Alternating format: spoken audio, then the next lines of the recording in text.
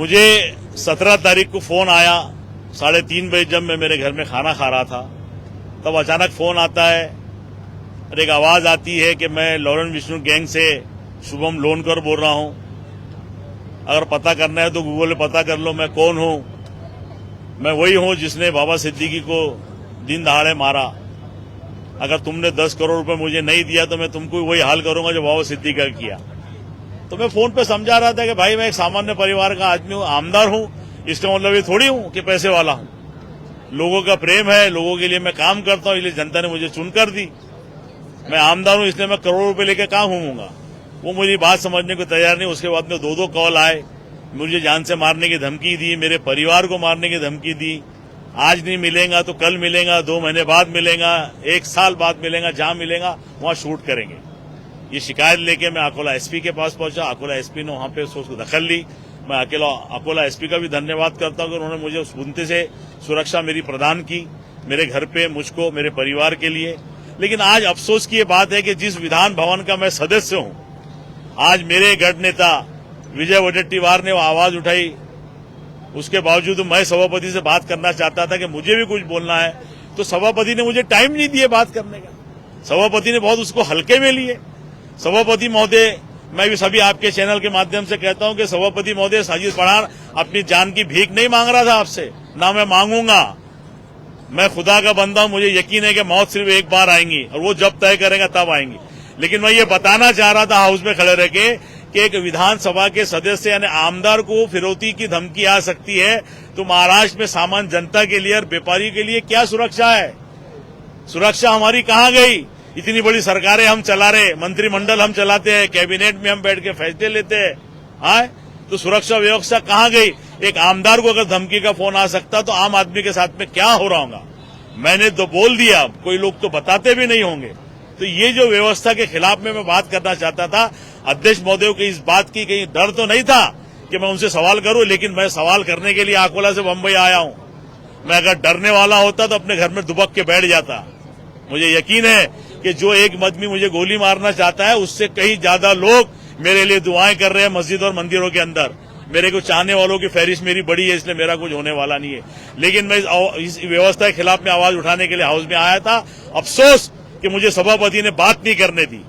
ऐसे विषय में अगर बात नहीं करना देंगे तो आप क्या बात करेंगे?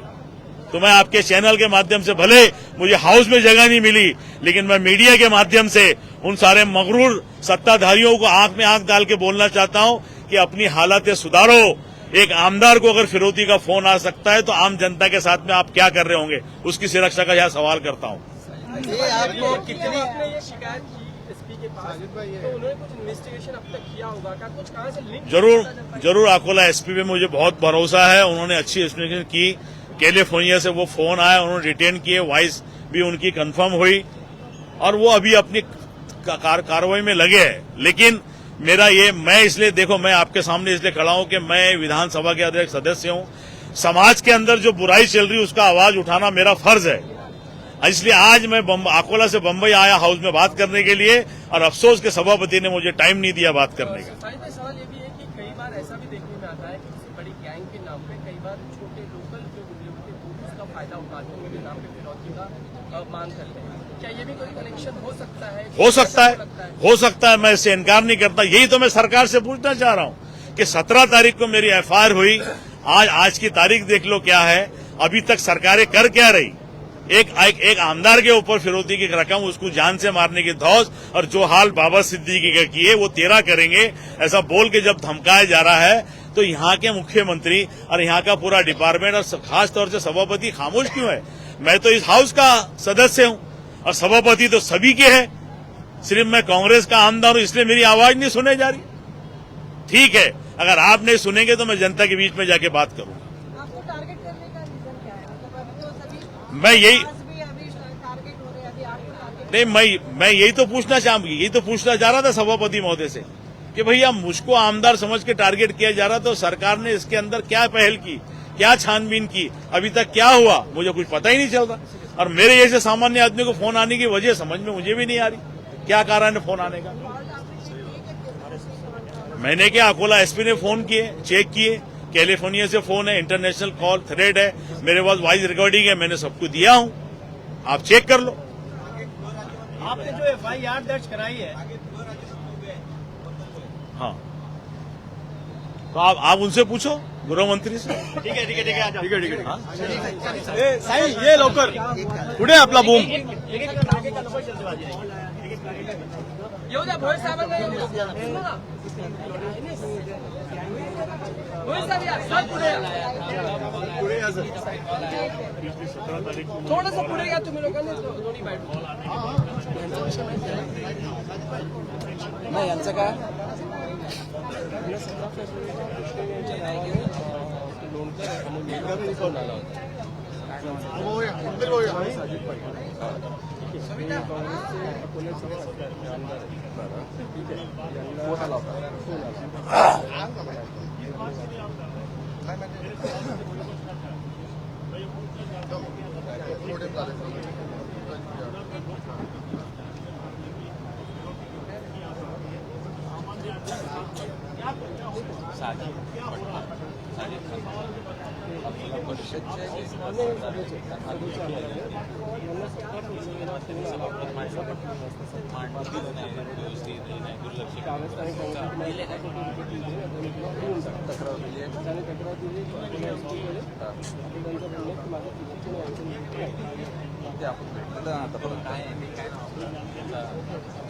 ते आपण CCTVचं करून घे पहिले.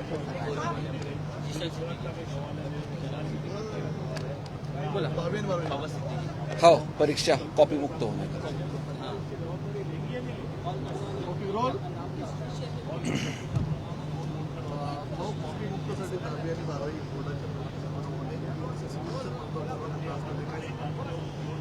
राज्यातल्या 10वी आणि 12वीच्या ह्या परीक्षा अतिशय चांगल्या पद्धतीनं व्यवस्थित पद्धतीनं व्हावा.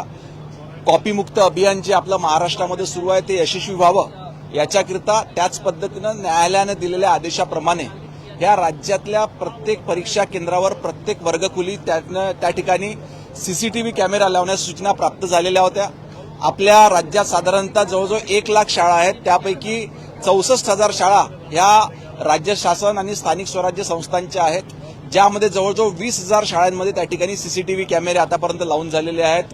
खासगी परंतु अनुदानित अशा 21,000 शाळा आहेत, त्याच्यापैकी 17,000 शाळांमध्ये CCTV कॅमेरे त्या ठिकाणी लावून झालेले आहेत. आणि स्वयंअर्थसहाय्यित अशा जवळजवळ 18,000 शाळा आहेत, त्यातल्या जवळजवळ 14,000 शाळांमध्ये हे CCTV कॅमेरे लावून झालेले आहेत. उर्वरित शाळांमध्ये देखील तातडीने CCTV कॅमेरे लावून ही संपूर्ण बोर्डाच्या परीक्षा ह्या अतिशय नियमामध्ये होण्याकरिता त्या ठिकाणी सूचना देण्यात आलेल्या आहेत. खासगी विना अनुदानित खासगी अनुदानित शाळांमध्ये जवळजवळ 21,000 पैकी 17,000 शाळांमध्ये लावून झालेल्या आहेत. त्या 4,000 शिल्लक आहेत. स्वयंअर्थसहाय्यित ज्या शाळा आहेत त्या ठिकाणी 1,500 ते 2,000 शाळा त्या शिल्लक आहेत. आणि ज्या स्थानिक स्वराज्य संस्थांच्या शाळा आहेत त्या जवळजवळ अजूनपर्यंत 45,000 शाळांमध्ये लावण्याची व्यवस्था सुरू आहे. याच्याकरता जिल्हा नियोजन समितीमध्ये 5% निधीची तरतूद असते. संपूर्ण प्रशासनाला म्हणजे सर्व जिल्हाधिकाऱ्यांना देखील त्या ठिकाणी सूचना देण्यात आलेल्या आहे की जिल्हा नियोजन समितीचा जो 5% निधी हा शिक्षणाकरिता राखीव असतो, त्यामधून तातडीनं लवकरात लवकर ह्या सर्व शाळांमध्ये त्या ठिकाणी CCTV कॅमेरे लावण्यात यावे. सर हिंदी में यही जानना चाहिए कि कॉपी एक सबसे बड़ी समस्या है, खासकर बोर्ड के एग्जाम के वक्त में. कई बार तो बच्चे ChatGPT से पूरा का पूरा प्रॉपर सॉल्व करते हुए नजर आ रहे हैं. CCTV क्या कारगर होगा और कहाँ तक आप इसको लगाने वाले हैं? महाराष्ट्र शासन के स्कूल शिक्षा विभाग ने कॉपी मुक्त अभियान ये चालू किया. इसलिए कड़ी नजर रखते हुए जो प्रकरण अभी तक सामने नहीं आते थे वो प्रकरण अभी सामने आ रहे हैं और उस प्रकरण पे और नियंत्रण मिलाने के लिए और ये पूरी तरह से खत्म करने के लिए इस तरीके के उपक्रम राज्य शासन की तरफ से यहाँ किए जा रहे हैं. आने वाले समय में पूरे 100% स्कूलों में पर्टिकुलरली वहां पे जहां एग्जाम्स के सेंटर रहते हैं वहां CCTV इंस्टॉलेशन करके हम पूरी पारदर्शिता से ये एग्जाम्स कंडक्ट करेंगे. कब तक ये लग सकेगा और किन किन स्कूल में, क्योंकि महापालिका के स्कूल होते हैं, सबकी स्कूल होती है, अलग अलग अपने यहाँ अलग अलग कैटेगरी की स्कूल रहती है. कुछ स्थानिक स्वराज्य संस्था यानी महानगरपालिका, नगरपालिका, जिला परिषद, जिसको गवर्नमेंट स्कूलें भी हम कह सकते हैं, वहां पे लगभग 20 से 21,000 स्कूलों में अभी तक हम लगा चुके हैं.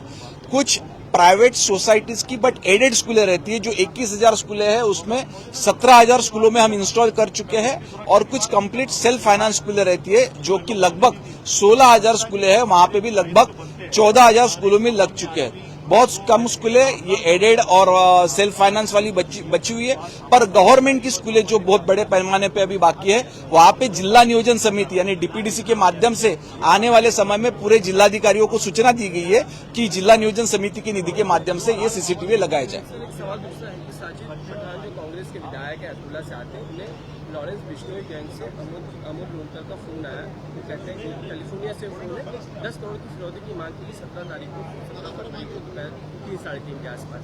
सुरक्षा उन्हें दी गई, लेकिन अभी भी उनको जो इसका जवाब मिलना चाहिए कार्रवाई, कहीं ना उसको लेकर भी नाराज है। क्या कुछ आपको इस बारे में पता है? क्या अकोला एसपी इसको सीरियसली काम कर रहे हैं इसमें? इस बारे में उन्होंने अकोला पुलिस अधीक्षक को वहां कंप्लेंट की थी, वहां तकरार दी थी, उसका इन्वेस्टिगेशन जारी है।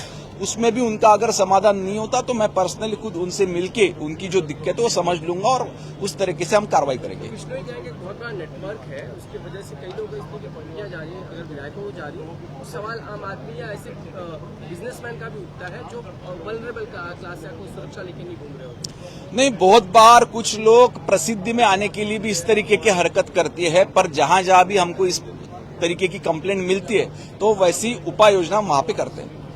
धाराशिव जिल्ह्यामध्ये कला केंद्रामध्ये काम करणारे जे कलाकार आहेत नाट्यकार आहेत त्यांनी इच्छामरण घेण्याची मागणी केली आहे आणि त्यांना आम्हाला म्हणजे बाहेर काम मिळत नसेल त्यांचं म्हणणं आहे, तर राज्य सरकारने आम्हाला जर इच्छामरणाची काही परवानगी दिली नाही, कला केंद्रातले कलाकार हे देखील महाराष्ट्राकरता तितकेच महत्वाचे आहेत। त्यांच्या काही अडचणी असतील तर त्यांनी शासनाकडे आपलं निवेदन द्यावं, त्यांना कशा पद्धतीनं मदत करता येईल शासन निश्चितपणे त्यांच्यावर विचार करेल। चलो, थँक्यू। पंकज 2 मिनिटं